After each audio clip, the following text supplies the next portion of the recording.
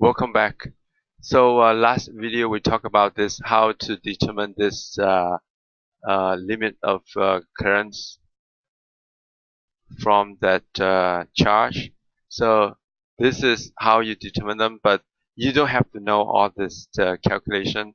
This is just to show you in case you don't have this table, then you're gonna have to look up that you have to find out your own. You have to determine this value by yourself. So the number that you determine is basically the current limit is between 0.1 to 0.45. As you can see here, now that you basically calculating all this value manually, then looking up at the table. So great. So now we're gonna continue on to the table here, and manufacturing precision.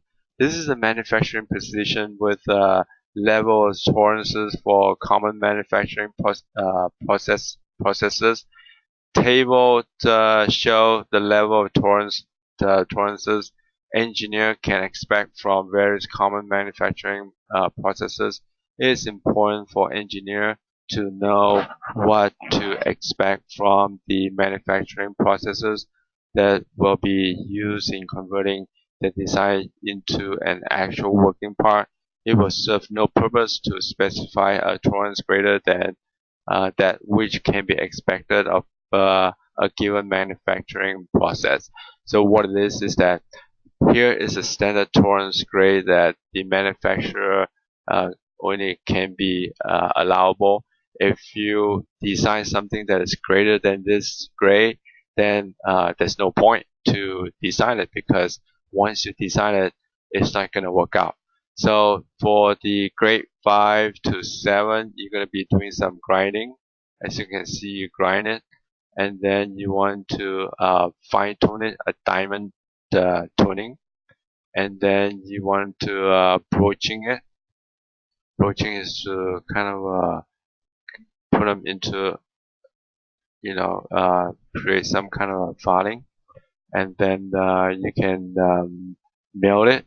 Milling machine, you can see this is one of the sample of milling machine, and yeah, that's a good table, and all the engineers should use a table when they design their product.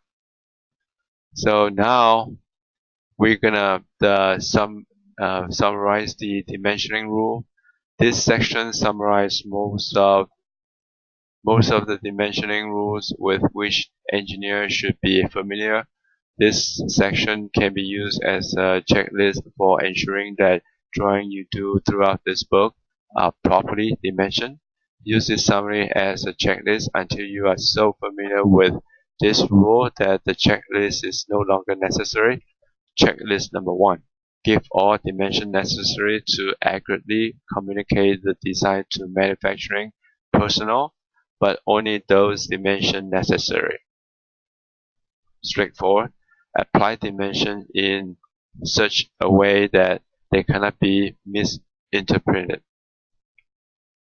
Show dimension between surface or point that have a functional relationship. Do not dimension to or from rough surfaces. Always attempt to dimension from a finished surface.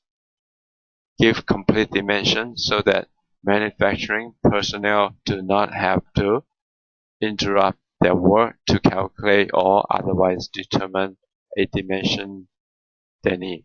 So your drawing has to be in detail, show as complete dimension as possible, so that the manufacturer, the worker, doesn't have to use the calculator to figure out what needs to be done during the manufacturing process.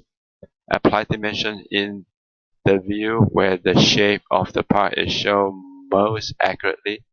Apply dimension in which view where the part being dimensioned appear true size and true shape. Do not dimension to hidden line.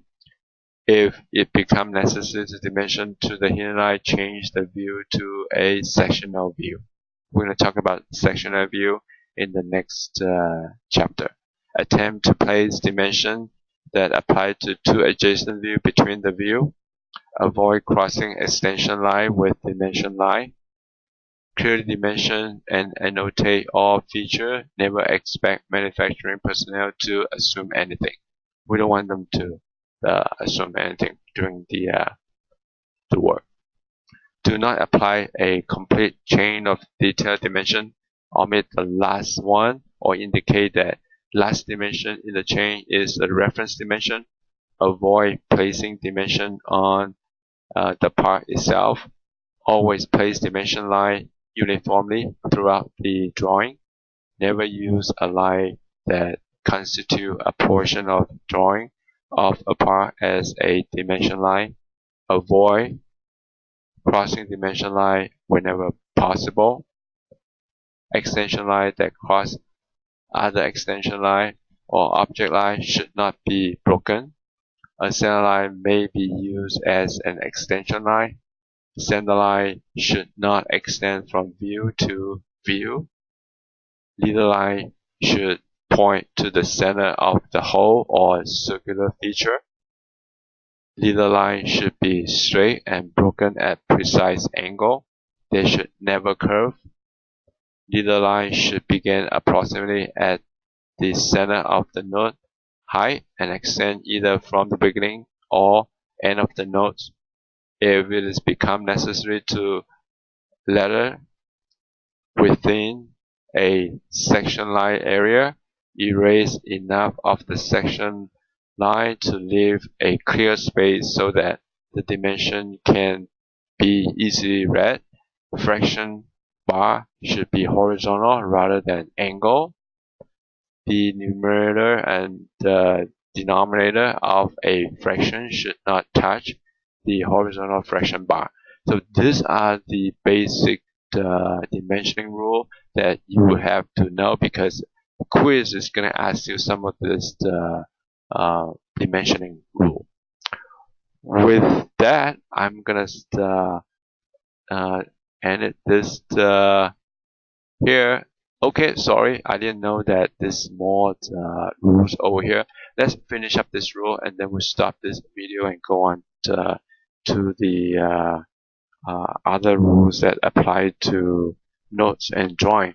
So to continue on, finish mark should be applied on view in which the surface appears as an edge. Finish mark are not necessary on part made from raw stock. If the part is finished all over, finish mark are not used. Substitute the letter FAO or apply a note that say finish all over. Substitute the letter FAO or apply a note that says finish all over. If the part is finished all over, finish mark are not used. So make sure don't confuse with finish mark and the finish all over. Dimension a cylinder by showing the diameter and length on the rectangular view, or by showing the diameter as a diagonal dimension in the circular view. Always specify drill size in decimal.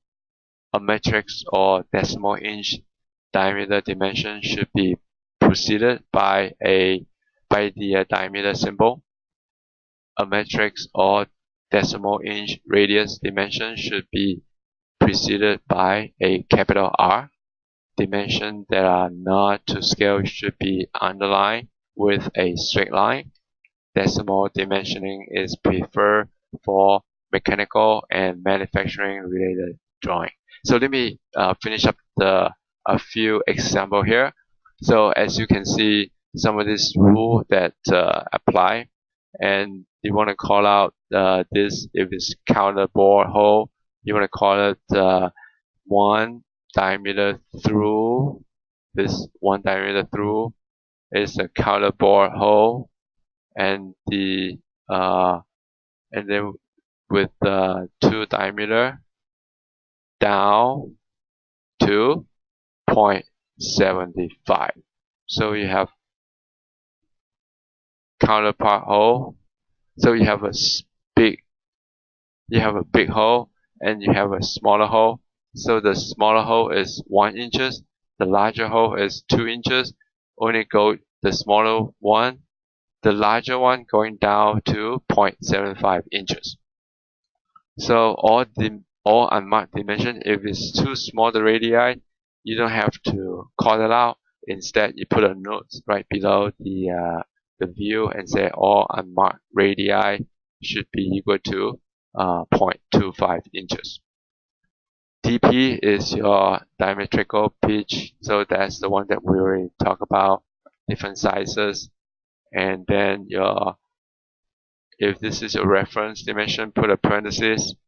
FAO finish all over 0.00093. So you can finish all over, and this is another good example. Simple note letter mechanically. You have 4 by diameter, 5 equally spaced, and then you have a 3.25 total distance between center to center, 1.25 apart, so 1.25 apart. And the pane in black number, that's the pane number, the code number. BC is your bow circle.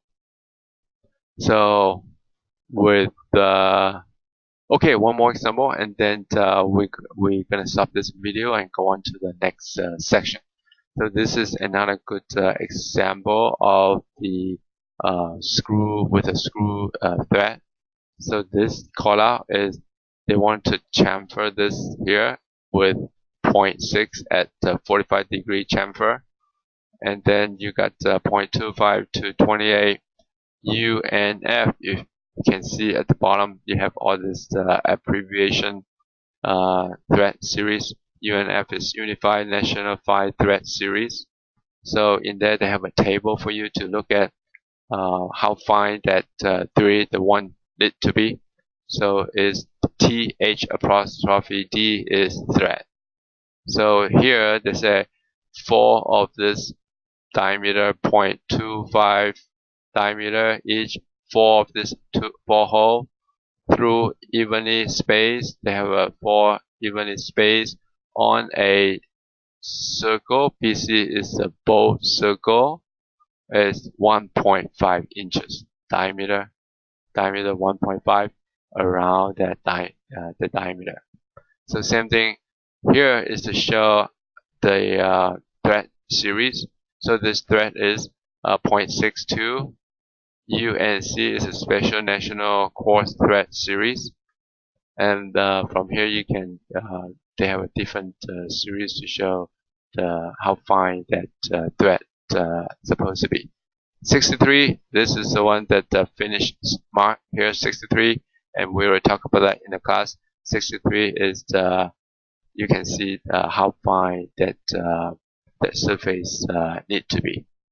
So with that, we're gonna continue on with the next example to talk about detailed notes. So I'm gonna end this video here, and let's go to the next video to talk about detailed notes, and then we can finish up this chapter I think 2 more videos.